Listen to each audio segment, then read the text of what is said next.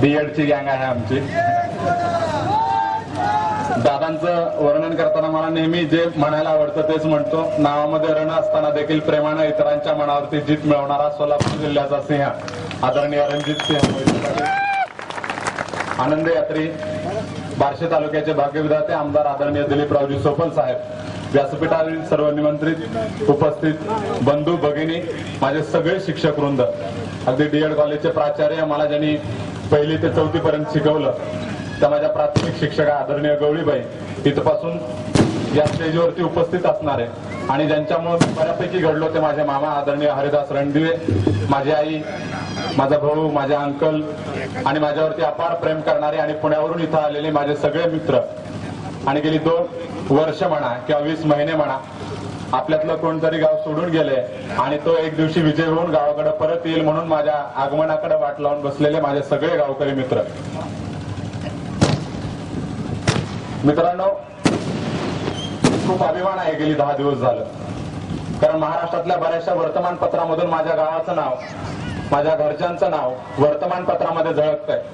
मला असं नेहमी वाटतं प्रामाणिकपणे की आयुष्यामध्ये ज्यावेळेला आपल्या आईवडिलांच्या, आपल्या मित्रांच्या, नातलगांच्या, आपल्या गावकऱ्यांच्या चेहऱ्यावरती ज्यावेळेला एक प्रकारचं समाधान उमटत असतं आणि त्या समाधानाचं कारण जेव्हा आपण असतो त्यावेळेला त्याच्या इतका दुसरा आनंद आयुष्यामध्ये दुसरा कुठला नसतो. तो आनंद गेली 10 दिवस झाला मी अनुभवतोय. आपल्या सर्वांना घरची परिस्थिती माहित आहे. दोन्ही घरचा पाहुणा उपाशी अशी काहीशी माझी अवस्था होती. आज घर सगळ्यांनी बघितलेलं असेल. प्रचंड हालाकीच्या परिस्थितीमधून मी डीएड केलं. त्यानंतर एक प्रकारची अस्वस्थता मला सांगत होती की तुला यापेक्षा मोठं काहीतरी व्हायचंय. मध्यंतरीच्या काळामध्ये डीएड कॉलेज खूप बुडवलं, पण सोशल कामामध्ये प्रचंड सहभागी होतो. वेगवेगळ्या विद्यार्थी संघटनांवरती काम करत होतो. राज्यस्तरीय वक्तृत्व स्पर्धा, हस्ताक्षर, काव्यवाचन, कथाकथन सगळ्या स्पर्धांमध्ये भाग घेत होतो आणि एकंदरीत समाजातील त्या प्रशासनाशी माझा संपर्क येत होता आणि मला असं वाटत होतं की आपण तिथं असायला पाहिजे. सोशल चेंज मध्ये आपण बरंचसं काही कॉन्ट्रीब्यूट करू शकू.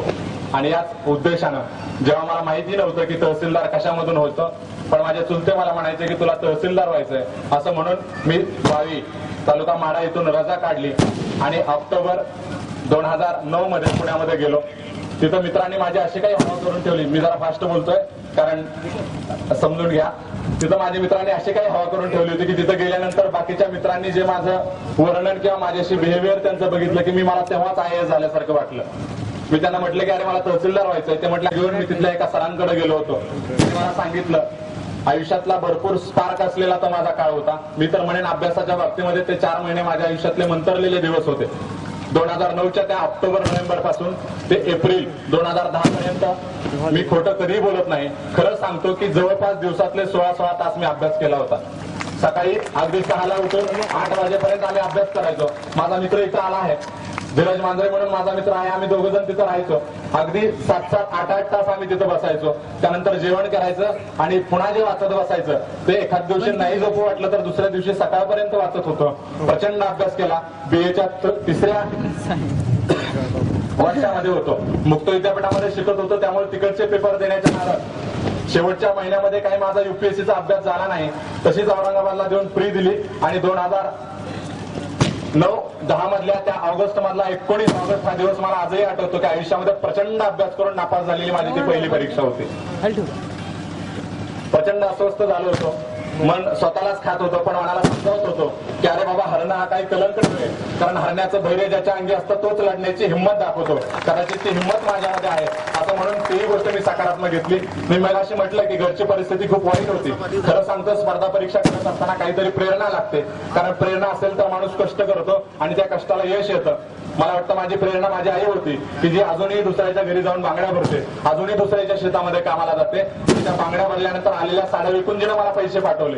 माझा भाऊ की जो मला सांगत होता अरे 6 दिवसापूर्वी मी एक मोबाईल घेतलाय, तो खूप चांगला आहे, पण परत SISL ऍडमिशन घेताना ज्यावेळेला 8,000 रुपयांची ऍडजस्ट होईना गेली त्यावेळेला त्यानं तोच मोबाईल विकला, कारण हे सांगत होता की अरे तो खूप खराब आहे. त्याला मी या घरच्या अशा घटना अनुभवल्यानंतर अभ्यास करत होतो. माझी परिस्थिती हीच माझी प्रेरणा होती.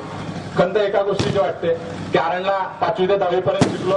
संत सावतामाळी विद्यालयाचाही माझ्या यशामध्ये प्रचंड मोठा वाटा आहे. त्यावेळेला वार्षिक स्पर्धेमध्ये मला अनेकदा बक्षिसं मिळायची आणि ते 3-4 फोटो जे काढलेले असायचे ते सदैव माझ्या वडिलांच्या खिशामध्ये असायचे. साहेबांचे ते चांगले मित्र होते. त्यांना माहिती आहे माझ्याविषयी प्रचंड त्यांना अभिमान होता. मी अगदी शिक्षक जरी झालो असतो तरी त्यांना मी गोल्ड मेडल मिळवल्यासारखं वाटलं असतं. पण आज मला वाटतंय कदाचित त्यांच्याही डोळे भरून आले असतील, म्हणूनच की काय पावसानेही त्यांच्या अश्रूंच्या रूपामध्ये मला आशीर्वाद ते आज पाठवत आहे. मित्रांनो, स्पर्धा परीक्षा करताना ग्रामीण भागामध्ये एकच स्टँड असतो की IAS व्हायचं, कलेक्टर व्हायचं म्हणजे खूप काहीतरी वेगळं बोलावं लागतं, खूप काहीतरी वेगळं करावं लागतं.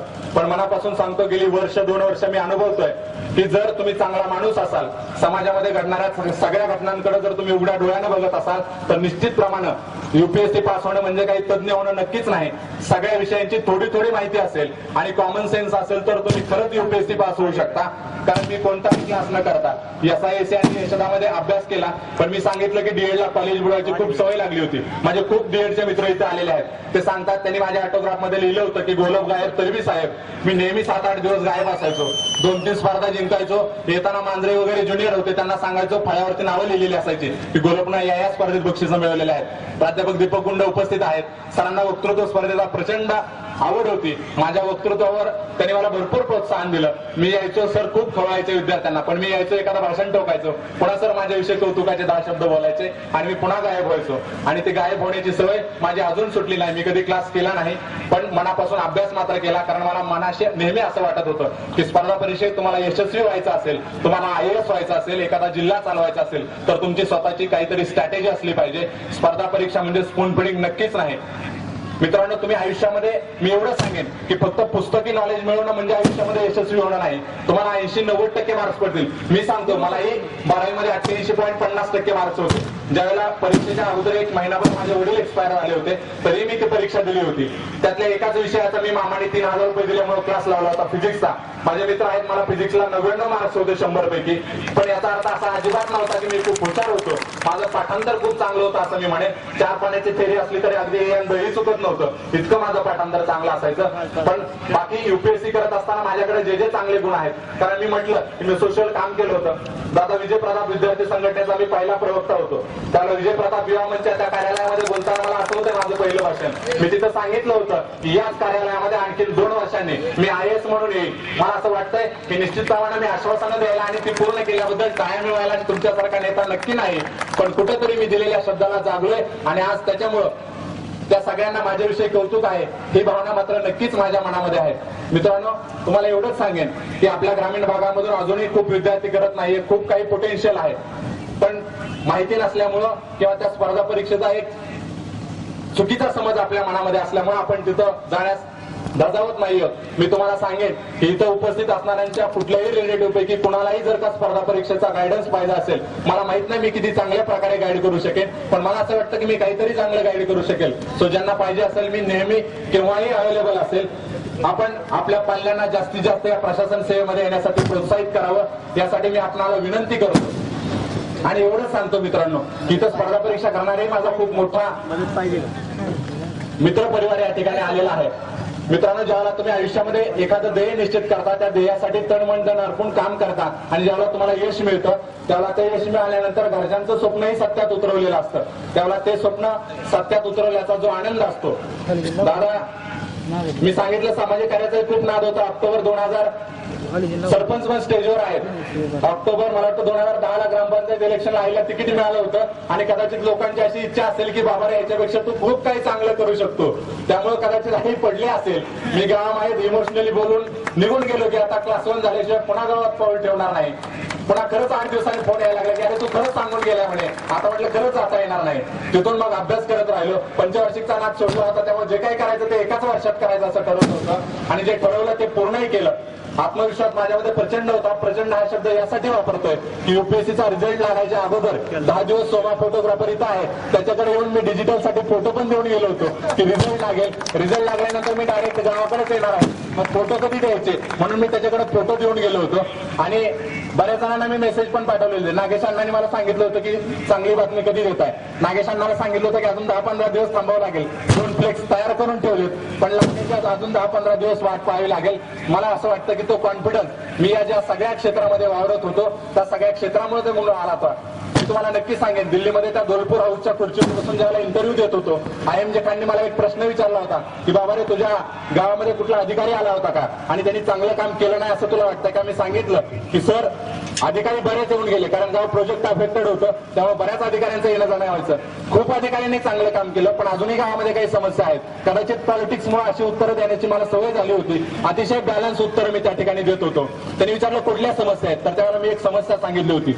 म्हणजे UPSC मधून कलेक्टर व्हायचं असेल आणि इंटरव्ह्यू देत असताना खूप काहीतरी वेगळं सांगायचं असतं, असं जर का तुमच्या मनामध्ये असेल तर त्याला माझं त्या प्रश्नाचं दिलेलं उत्तर हे तुमच्या मनातला भ्रम दूर करणार असेल. मी त्यांना सांगितलं होतं की सर, आमचं गाव प्रोजेक्ट अफेक्टेड आहे. जुन्या गावामध्ये शेतीला जाण्यासाठी जे रस्ते होते ते पाण्यात 10%